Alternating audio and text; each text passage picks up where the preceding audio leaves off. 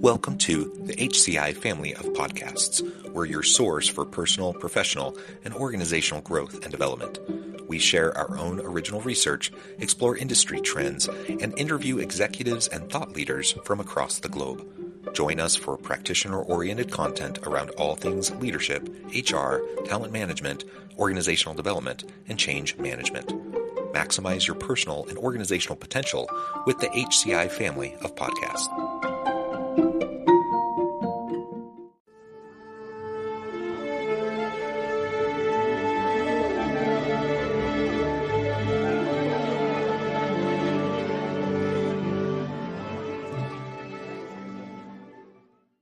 Dr. Donte Vaughn, welcome to the conversation today.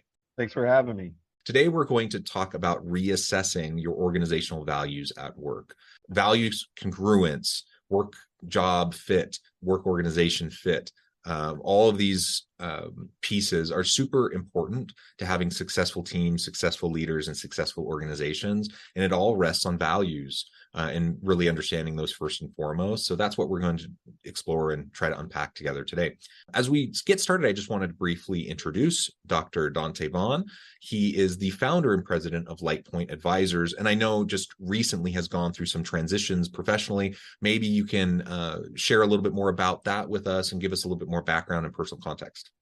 Sure. So I recently transitioned from the role of chief executive officer for a company called CultureWorks, which was dedicated to helping organizations navigate what we call cultural performance management, how their organizations mobilize their leaders around their engagement, their interaction, their decision making. And it was born out of my partners and our vision as it related to operationalizing how organizations actually seek to define, implement, manage, and ultimately improve company culture. When I say company culture, leadership culture, right? So CultureWorks had a lot of success in that work and luckily was acquired. So I was able to then take the success and kind of spin off LightPoint Advisors as a hyper-focused consultancy, still in the areas of workforce management, but also leaning more heavily into IO psychology and organizational development, some of the things that are niche to my expertise and what I do. So I'm excited about it. Yeah, excellent. Thank you for that background. And let's just dive on in. You do an important work, and I really like the focus on better understanding values as a foundational piece. Because, when we think about successful organizations, successful teams, and successful leaders, it's all built on trust in relationships. And trust and relationships are built on shared values. So we talk about trust all the time, but it's hard to develop trust and meaningful reciprocal relationships and meaningful relationships unless you have a clear, a real clarity around values. And so understanding what those are and being able to assess them and even reassess them is vital. That's not a skill set most people have. Whether it's just like the grind of the day to day and people running around like crazy trying to do every last little thing that is on their plate, or maybe just you haven't really built or exercised that self-reflective muscle, or whatever the case may be. There's a variety of reasons why this doesn't often happen. And so then you find a lot of really well-meaning, well-intentioned individuals seemingly beating their head up against the wall day in and day out, not because they're up against other nefarious bad people, but because you have a bunch of really well-intentioned, well-meaning people all working at odds instead of working collaboratively and congruently towards the same ends, because they don't even know what those ends are. Maybe start to frame up for us like how you can start to approach this when you're dealing with teams in that kind of a situation. John, what we find is organizations have to first start with recognizing core values for that organization is foundational to their capacity to fulfill their purpose, their vision, their mission as an organization. It's not just a marketing exercise. It should not just be window dressing. Your core values become the framework by which everyone engages and interacts and makes decisions in the business every day. You have to start there because if you don't place that level of importance around your core values, then it's going to be difficult to do what I share next, which is how do you start to be intentional and ensuring that those values are actionable and then driving accountability around those core values, right? It's nice to say that these core values are important to us and we believe in transparency, or we believe in inclusion, or we believe in these things. It's another thing to actually build a system and a process around those core values because you believe they're so essential to your business. So start recognizing that becomes an important step, followed by, okay, how do we make those things actionable? How do we start to put the right systems and processes in place by which we can hold one another Mm. accountable? Yeah, and the systems and processes, that's what it really comes down to. Because again, I mean, there are people that I think need some education and they need to learn a little bit and open, expand the aperture of their understanding. No doubt that that needs to happen. Discussions, trainings, those things need to happen. But I think most people are recognizing, that they want a positive, healthy organizational culture. They understand the value of an inclusive work environment. I think most people share some of those core values.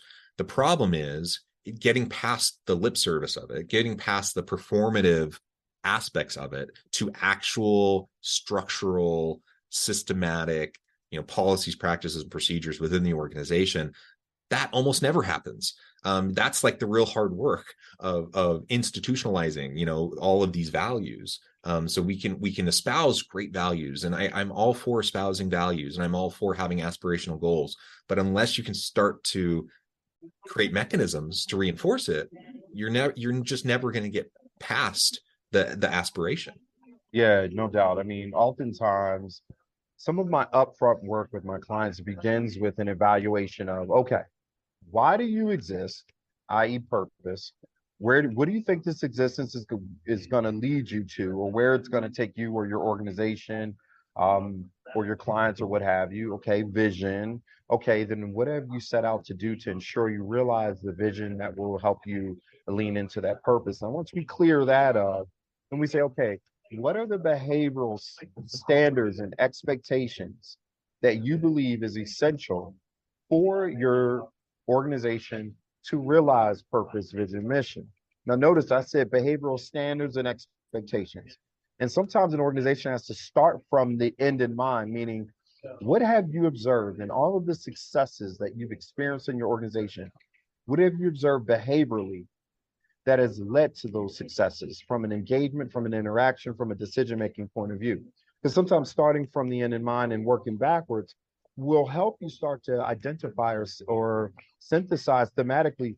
Okay, these are, oh wow, these are the behaviors that have led to our success. Okay, now let's classify them. And what you may find is there's a disconnect between what you thought were your core values or essential to your business versus what's Mm-hmm. actually leading to your success. Right? Speaking to those ideological values because you think that's what the marketplace wants to hear, you're going to be held to that, right? So having integrity behind those values becomes essential. So let's start with what is actually driving your success.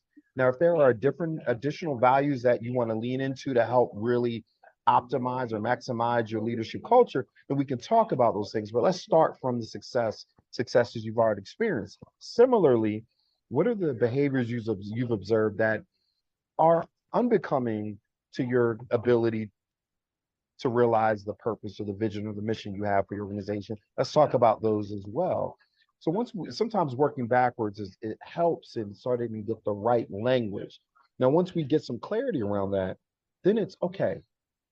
What does it actually mean to show up that way in the organization? What are the examples that are indicative of your embodiment or your leader's embodiment of those core values? Let's be really clear because the more prescriptive we are, the more we can now look at points of integration and your Mm. other standards within the business, from your job descriptions all the way to your interview protocols and the line of questioning you have around the validation of their capacity to exhibit those behaviors that tie to your values, all the way down to your performance reviews. All of these become systematic integration points where you can say, my core values matter to the extent that I've ingrained them into how I measure not only my organization's success, but your success and your capacity, regardless of your technical aptitude.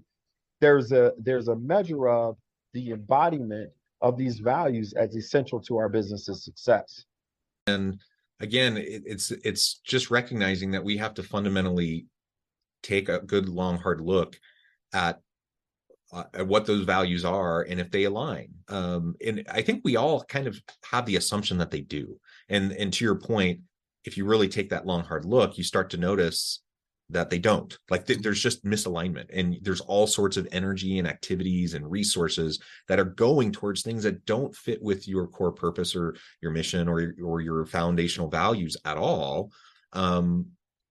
Which means you either need to pivot and redirect, or you need to like actually shift what your core values are so they're in better alignment, or maybe a combination, right? And so all of that I think is really well stated and just so essential as we try to run effective teams. Culture will happen. If we're not intentional about it, it will just organically emerge. Anytime you get more than a couple people together, a culture will start to develop. And so even the smallest founding team will have a culture develop. And if you're not really intentional about what you want that to be and the core values driving that culture, it will happen to you instead of you being able to shape what you want and having, that healthy type of culture that most people say that they do want. All of a sudden you get past the founding team. It's one thing when you're a small little group and you can just hash things out and have conversations. And now you have a dozen people, 24 people, 50, 100, 1,000 plus people. And you can't do that anymore. Like you have to have the systems in place. Otherwise it's just not going to happen. And that's where you get all sorts of, negative unintended consequences that nobody would want for their team or for their organization or for the consumer. But they happen, and they happen consistently because we aren't really purposeful about making sure we're driving the type of culture and the values that feed into that culture. You bet. I mean, if you treat your values just like my co-author and I talk about in our book, From Culture to Culture, we established this methodology as a framework to enable leaders to actually more operationalize how they approach driving this leadership culture. There's 7 pillars. The first pillar is the value system, right? Because that's essential. That's, to your point, foundational. If you treat those values like a marketing exercise or like window dressing to your business, if you treat it like an engagement or an initiative versus a requirement for how you operate, then it's going to be difficult to really drive ownership and accountability, right? You can't manage what you can't measure, and it's ensuring that includes measuring how people are actually embodying those core values in a real and tangible way in the business. And that's more difficult. I challenge organizations when you talk about these core values that you claim. How critical are they to you? Would it be to the extent that you can take your top sales executive who's generating 25% of your revenue for your organization?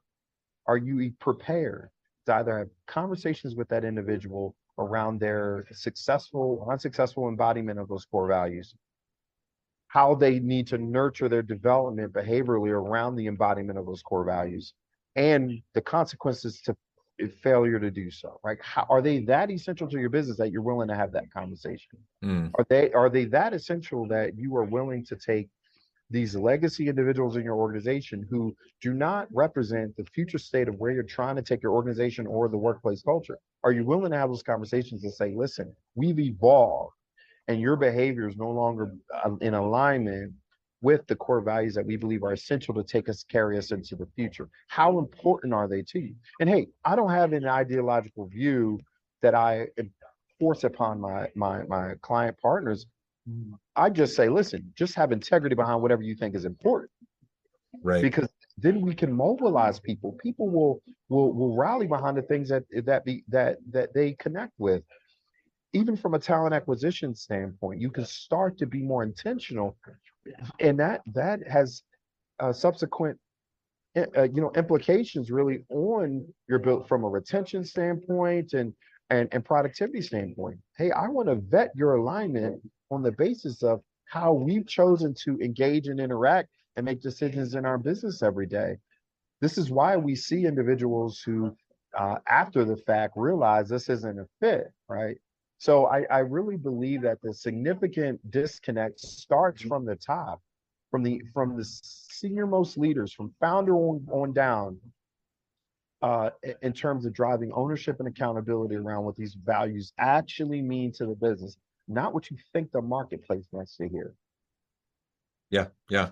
Be true again with no ideological dogma behind it, right? Like whatever you feel is important, be true to that, and be consistent with that. That's what we're looking for. And I have my own opinions about what I think those values should be, but Sure, it's not for me to tell you. But sure. you got to be honest with yourself and with your team and have those conversations, and then be committed and have the integrity to be true to those values. That's what we're talking about. You bet. That's just so important. You mentioned just one more thing we can touch on really quickly. You mentioned kind of the IO psych component of all the stuff that you do. I'm wondering how you find that in your work with clients, how you find that feeding into the ability to successfully reassess organizational values. We're still talking about human behavior. We're still talking about the dynamics that shape workplace culture, right? And how individuals engage and interact and make decisions. So if core values are foundational to those behavioral standards and expectations, they become the common language, right? The values we share, the language we use, the behaviors we display, the connections we make. That's as simple as I can define organizational culture. And at the end of the day, when we're bringing people together, and the factors that influence the engagement of those individuals, right? It all still interconnects through an IO site a lens, right? And understanding the complexities behind that. Now imagine, organizations can't just fire everyone because they have this new set of core values with behavioral standards, right? We have to navigate the complexities of what that looks like. Maybe I never held my organization, or to your point, I have multiple subcultures. I never quite mobilized my organization collectively around a core culture. Now I'm trying to head that way, which are most of my clients, right?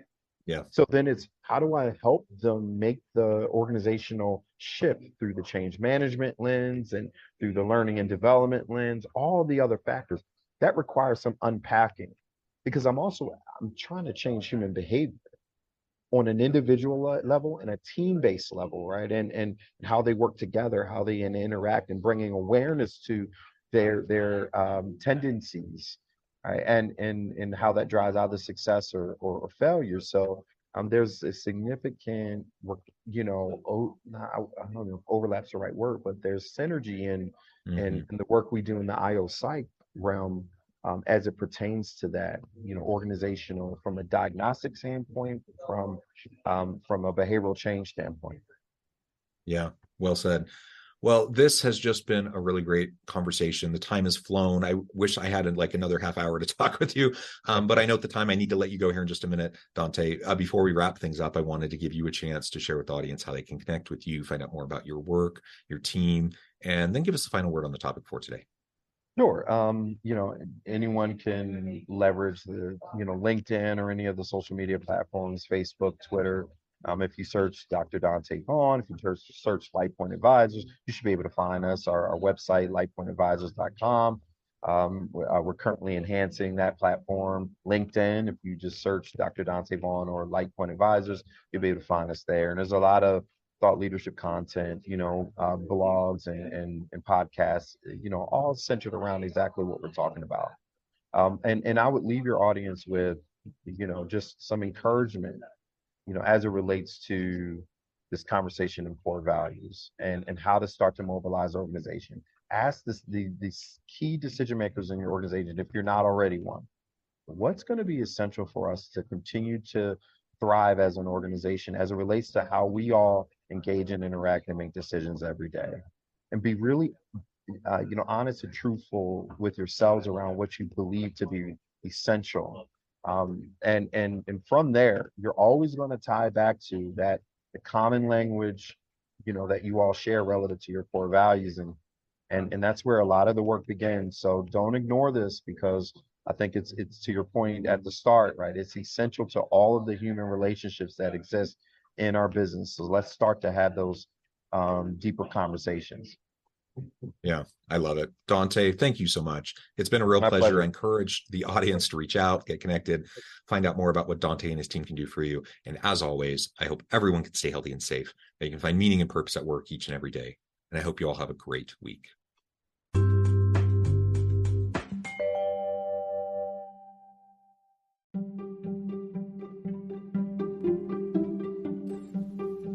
Thanks for joining us for this episode of the podcast. We hope you stay healthy and safe, and please join us again soon.